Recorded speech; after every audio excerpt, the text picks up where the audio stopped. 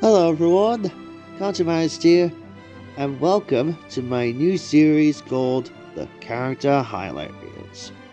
In this 15 episode long series, I'll be diving into a character, or a number of characters, and see what makes me like them in their own right. This'll be kind of a reboot of my character profiles series I did a few years back. And for the first installment of this reboot, I'll be diving into no one other than Thomas, a character that I just can't live without. Thomas has been a fan favorite of mine since childhood, whether it be his anomaly of voice actors he's had, or his character arc he's had over the course of the first 5 seasons. This is definitely going to be an interesting one to kick off the series, let's just put it that way. So, let's dive in.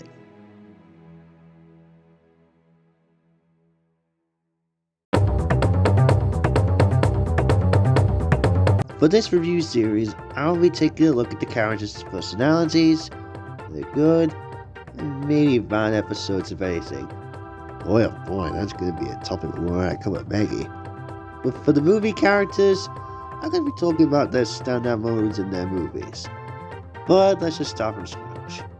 Thomas is described as being a cheeky engine. He often gets into scrapes, usually by being overeager to do things best left to bigger and more sensible engines. The clouds never last long in Thomas's life, and he is soon bustling about again, playing his part in the yarn of his very own branchline, of which he is extremely proud of. He loves teasing the others, especially the bigger engines, such as Gordon, and on occasion brags about his superiority, but is always brought down to earth in due course by anyone willing to correct him, especially the Fat Controller and his 2 coaches, Annie and Clarabelle. A friend to all engines and a popular member of the Fat Controller's Railway, Thomas is number 1 that does his best every day to live up to that through helping his friends and those that he cares about. He lives to be a really useful engine and encourages everyone else to do the same. When it comes to voice actors, Thomas has been portrayed with several actors over the years, those being John Mellis, Eddie Glenn, Ben Small, Martin Sherman, John Hassler, and Joseph May. Let's start with John Mellis. I gotta be honest, I've never been a big fan of the guy's voice. He sounds good on paper when it's a different character, but I do see where the test audiences were coming from with his Thomas voice. Eddie Glenn, on the other hand, is a great Thomas voice. Sounds more youthful than Mellis does. And I think that's down to the type of character Thomas is meant to be. He works just fine as a voice for Thomas in Magic Railroad, and it's cool that Mattel brought him back as Toby for the reboot. That was nice, even if I hate the reboot. Now on to the CGI series voices. Let's start with Ben Small first. This guy really feels like a Thomas voice. Well, at first, he was shit. I think that was down to the writing in the copy and paste Nitrogen era. But around Blue Man Mystery or so, he's starting to improve. Man, his performance in Tell the Brave was spot on, especially during the scene when Cranky tries to stop the ship. Martin Sherman, on the other hand, just doesn't work as Thomas at all. He sounds way too old. And I think Thomas Fan 261 said it best. Martin Sherman is a prime example of a simply just bad Thomas voice. Martin just doesn't sound like Thomas should. Not only is he a bad sounding voice for Thomas, he also just doesn't have anywhere near as much energy as his UK counterpart, Ben Small. And it definitely shows. In Here Are the Rails, he just doesn't have the right amount of effort compared to Small's performance. Overall, I never really cared for his Thomas voice, honestly. I'd much rather listen to Chris Amanik's voice for the character, because at least he's trying to sound like Thomas. Now on to John Hassler. I've talked about this guy to death on my channel, and for good reasons too. He is the definitive Thomas voice. He is Thomas.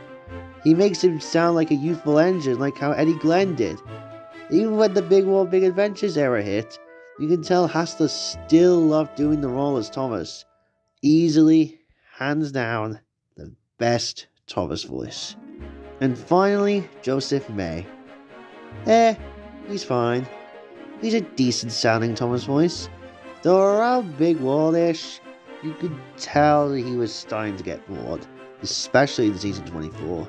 He has his moments, but he's just nothing compared to Hassler, honestly.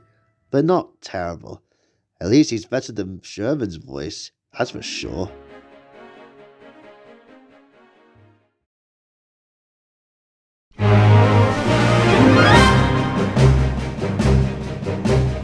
When it came to picking the best episode Thomas has starred in, well, it was kinda hard.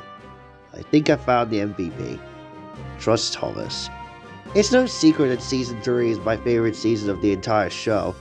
And Thomas is portrayed at his best in this episode. Being helpful when someone is ill, even though we know that's not the case. I even like how he tries to solve the issue with Tom and Bertie. It really shows the bond that Thomas and Bertie have in this series.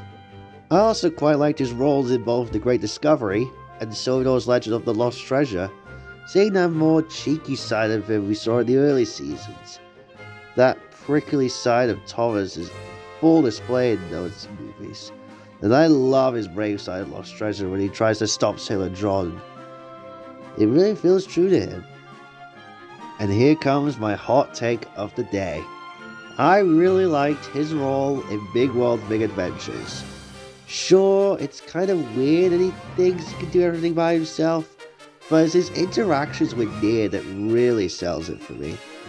I just love how he just doesn't give a shit when Nia's around, which is actually kind of a funny in-joke, considering how the fandom was split on what they thought of Nia back then.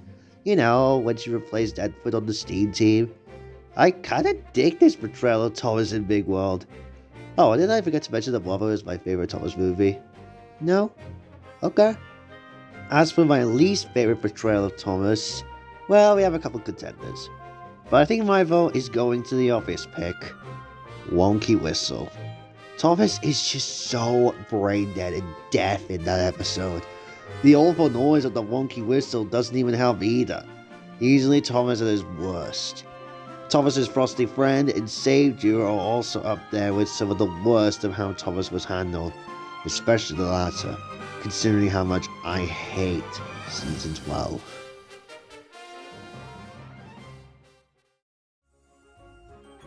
Thomas is a character that, despite having his out-of-character moments, is still a character that I can relate to the most. I know a lot of people would say Henry is a character people relate to. I can understand why. But for me, I personally think Thomas is a character I can relate to the most. From his cheekiness, to his matureness, to the caringness of others, and just his overall blue scheme. Hell, blue is my favorite color because of Thomas. I know that he's been done dirty a lot over the years, especially in Mattel's market, but not as bad as when we're gonna get to Meggie. That's gonna be a hell of a lot of fun. But regardless, Thomas is just a great character all around. He's not the most consistently well-written character like Gordon or James, and he's certainly not been slaughtered badly in the CGI series like Henry. But for what it's worth, Thomas is a well-written character with plenty of chances to shine through when it comes to his cheekiness. A wonderful way to kick off the new reboot. He's the one. He's the one. He's the really useful engine that we adore. He's the one. He's the number one. Thomas the Tank Engine.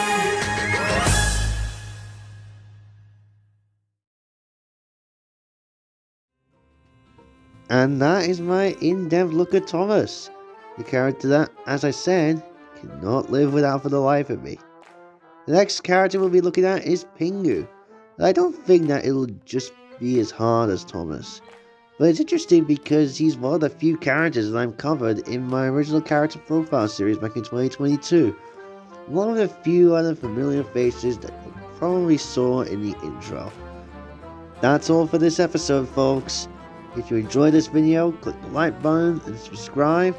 You don't want to miss out on all the cool content that goes up on the channel. Thanks for watching. I'll see you all in the next episode.